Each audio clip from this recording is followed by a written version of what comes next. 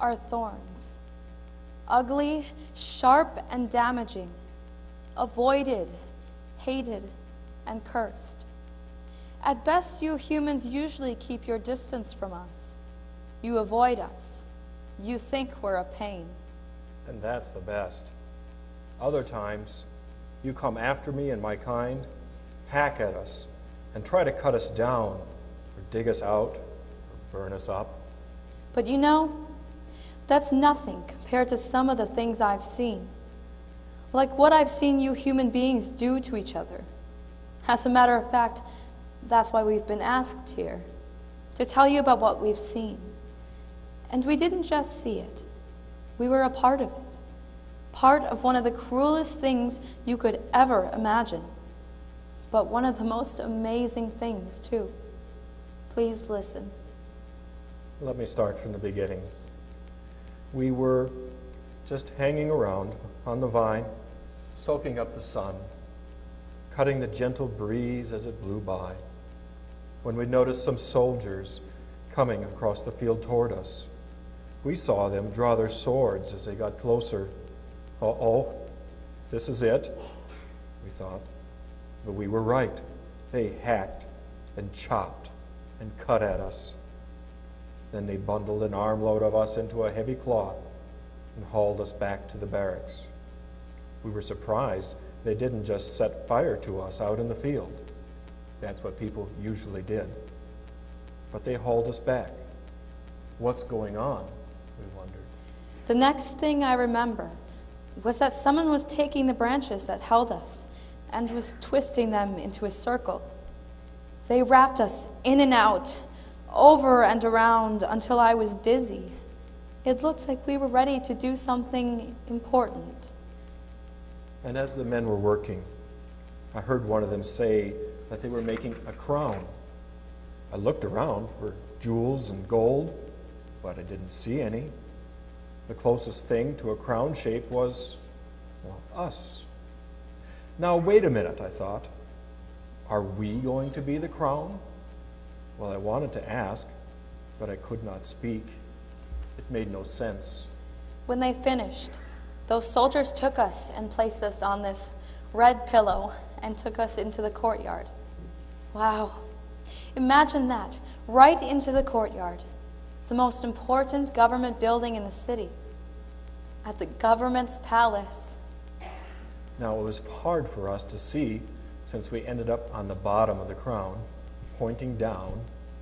But even though we were on the bottom of the crown, we could see a large crowd gathered in the courtyard. We couldn't figure it out. My guess was that some king, governor, or prince, or somebody really important was going to be crowned. But with this, with us, it didn't make any sense. Well, anyway, the soldiers carried us into the very center of the courtyard. All eyes were on us. But I couldn't see anyone who looked like a king or prince. In fact, the only one who even caught our attention was a man dressed in rough clothing, standing in the center, quiet and calm in the midst of all that noise. I had heard the soldiers say he was a preacher. They said he was on trial. They said they thought he was innocent, but that he didn't stand a chance of getting a fair trial. They said he needed to be taken care of, whatever that meant. We were brought over to the preacher. And as we got closer, a strange thing began to happen. A change in me. Here, I'd been hacked down from my bush, ripped away from my roots. They twisted me around, bent me over. Should be getting weaker. Breaking, wilting, dying. But instead, I began to feel stronger, more alive. The closer I got to him, I can't explain it, but it's true. Then 2 soldiers picked us up and held us high for all to see. Some other soldiers put a beautiful robe on the preacher, and they all laughed and jeered at him. Some were even spitting on him. Can you believe that? People hate us Thorns, but they still don't spit on us. Then they held us over his head. I remember wishing it would stop. Then all of a sudden, we got a glimpse of his eyes. And what I saw there, they showed a love and caring which I'd never seen before. It made me want to care about him.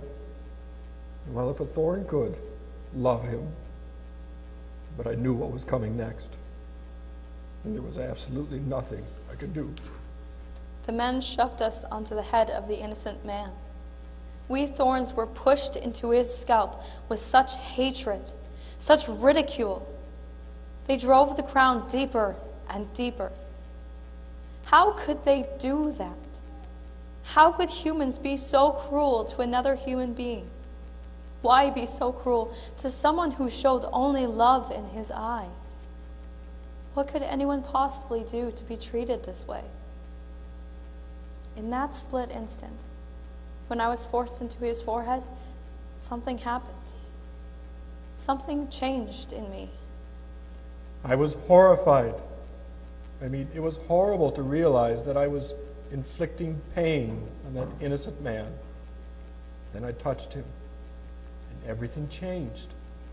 The instant I touched him, there was this life, this surge of life, like in the first days of spring, when rain filled the soil and sun warmed it, and my roots began to suck up the moisture, leaves began to burst open, and even we thorns were now growing not hard and sharp.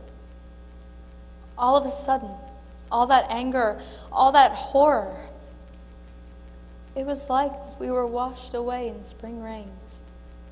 And I felt that aliveness. But it didn't come from my roots this time.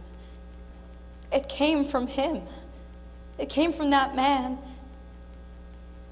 The very man I was hurting, making to bleed. He was giving me new life, and it was even stronger, yet gentler than what my own roots gave me. We were chopped down from our old roots, and he became our new roots. All our guilt, my horror, my anger, he washed it all away. We gave him pain, and he gave us new life.